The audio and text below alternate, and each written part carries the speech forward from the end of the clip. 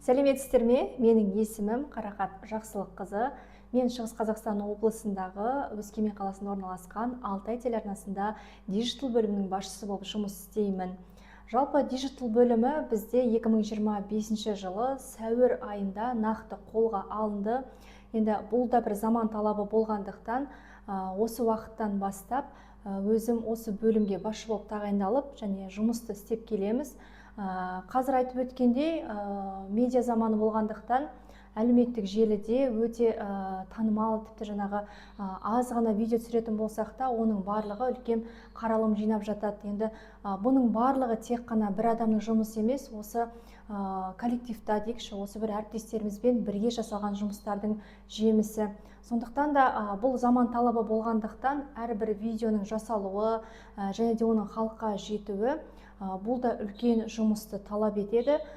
Біз енді осы істі қолға алғандықтан жалпы медиа саласындағы осы жасанды интеллект бағытында қазір президентіміз айтып өткен осы бағытта да қазіргі түрлі жобаларды қарастырып жатырмыз.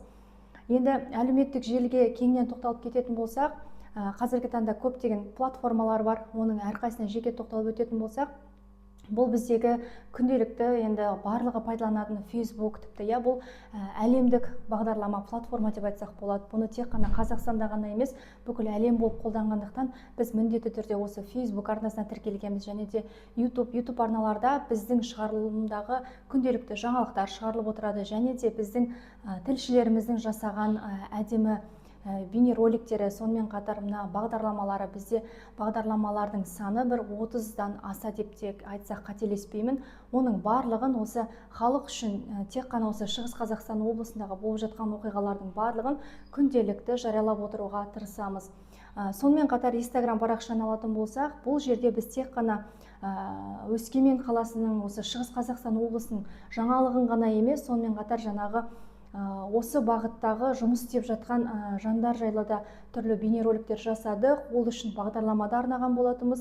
Енді бұл жұмыстың барлығы тікелей бір адамның қолынан ғана емес, бұл жерде бірнеше адам жұмыс істейді, яғни текст жазатын бөлек адам, одан кейінгі видео түсіретін бөлек адам, артынан ол текстпен жасалған видеоны монтаж жасайтын бізде екінші, үшінші адам бар.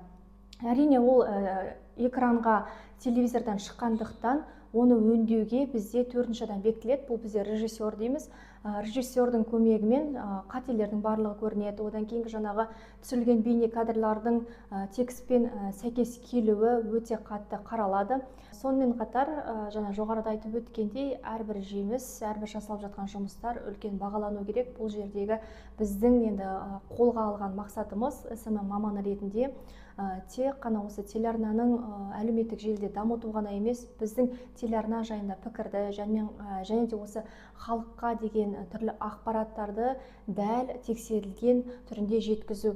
Енді жаңағы айтып жатырмыз ғой, ақпарат заманы, интернет заманы, тіпті қазір қолымызда ұялы телефон болса, барлық ақпаратты алып көруге де болады, қарауға да болады. Тіпті мына кітап оқудың өзіне келетін болсақ, электронды кітаптар да шығып жатыр. Мысалы, кез келген жерде, қай жерде болмасын, қолымызда интернет болса болды, электронды кітаптарды алып оқи береміз.